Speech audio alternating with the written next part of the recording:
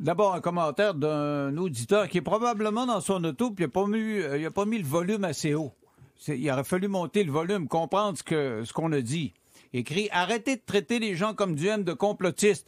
Pas ça qu'on a dit. En tout cas, moi, j'ai pas dit ça. T'as-tu dit ça? J'ai pas dit ça. On a dit le contraire. On a dit que au début, pendant la pandémie, il est allé racoler cette clientèle-là, puis qu'il a fait un effort sérieux pour s'en défaire. Et qu'actuellement, il les crouse pas du tout, là, il les courtise pas du tout à son élection là, d'Arthabasca à l'érable. Alors, un peu de volume, vous allez comprendre ce qu'on dit. OK, alors, on a de la visite. Et après cette polémique-là... Non, mais, parce que ça me le faut derrière. Vous avez dit ça, c'est pas ça qu'on a dit. OK. Alors, qu'est-ce que tu nous parles d'intelligence artificielle? Oui, Denis, parce que la technologie va plus vite que nos lois, là, on le sait. Puis il y a un projet de loi au Danemark qui a attiré mon attention. Ce serait que le partage d'hypertrucage ou d'autres imitations numériques des caractéristiques d'une personne sera interdit. Donc là, je vous cite là, le ministre de la Culture. Nous envoyons maintenant un signal sans équivoque à tous les citoyens. Vous avez le droit d'avoir votre propre corps, votre propre voix et votre propre trait faciaux.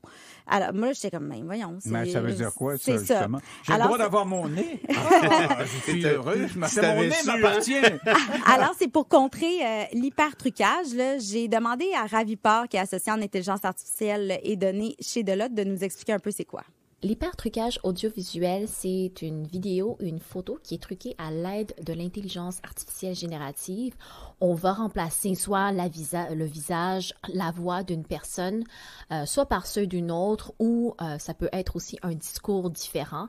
Dans le fond, c'est vraiment, il n'y a pas eu de consentement de la personne. Ça, c'est utilisé lorsque c'est négatif. Mais il y a aussi l'hypertrucage de manière positive également, lorsque c'est utilisé avec le consentement de la personne, par exemple au niveau de l'éducation. Ah. Elle me disait, par exemple, si on veut faire parler un personnage historique pour, par exemple, on veut faire les plaines d'Abraham, puis on demande à Wolf de parler. Mais Wolf, de toute façon, il ne chialera pas beaucoup parce qu'il est assez content.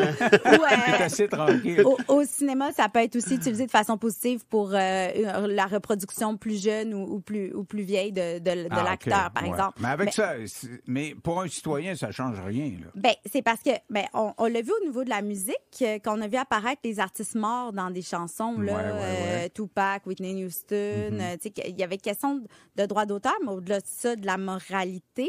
Puis, Ravi, elle m'a dit, on parle du citoyen numérique, notre droit comme cyber-citoyen d'utiliser l'image, vidéo, audio de nous-mêmes, ça nous appartient. Donc, le Danemark serait un précurseur en la matière. Là.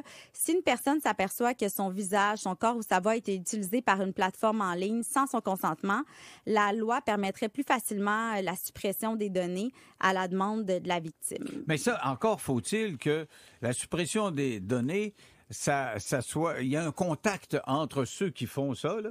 Par exemple, Isabelle Huot, que j'ai eue cette semaine. Isabelle Huot, nutritionniste.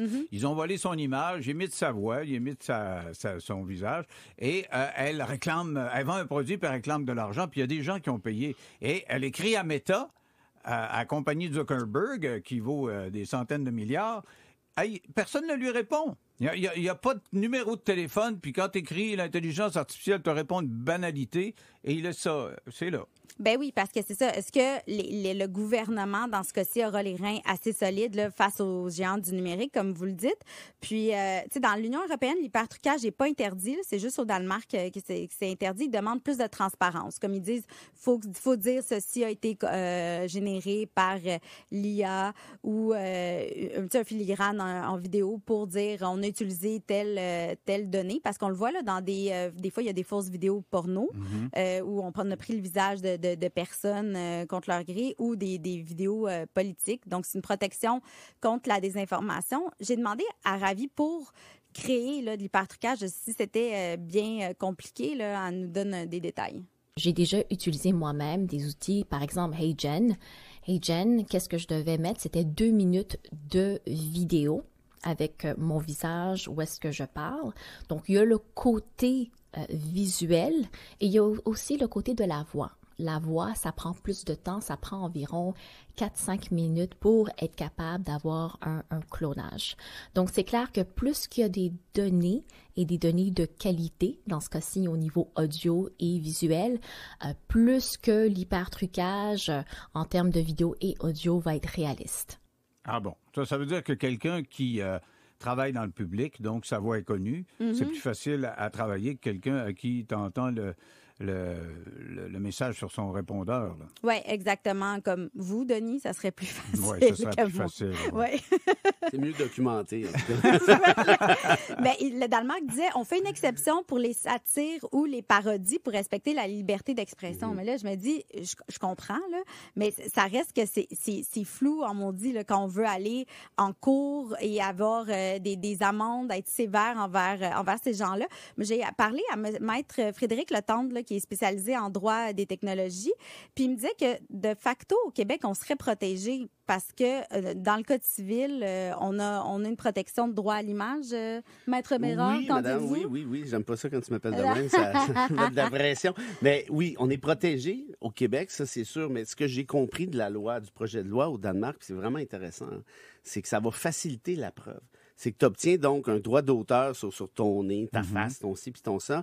Et là, fouille-moi comment ça se fait exactement, mais c'est protégé donc par une technologie X. Et si tu vois, prenons l'exemple d'Isabelle Huot, elle voit sur Facebook cette espèce de fausse publicité-là, elle est capable, par un mécanisme technologique X qui va être géré par l'État danois, de dire immédiatement, ça c'est de la foutaise, c'est pas vrai, vous me retirez ça immédiatement. Parce que même si on a des droits protégés au Code civil, aller devant un tribunal, premièrement, ça coûte cher. Puis deuxièmement, et surtout deuxièmement peut-être, c'est excessivement long. Et là, tu t'attaques à qui? Tu t'attaques à une espèce de méta, ce qu'ils vont répondre, pas répondre et tout le truc. Alors qu'avec ce mécanisme-là, c'est beaucoup plus succinct. Puis il y avait la série québécoise qui vient de sortir, Indétectable, avec Sophie Nélis. Je ne sais pas si vous l'avez vu, mais en tout cas, ça aborde ça. Puis c'est la question est qu'est-ce qui est vraiment un deepfake, l'hypertrucage ou pas, de prouver que ce n'est pas toi.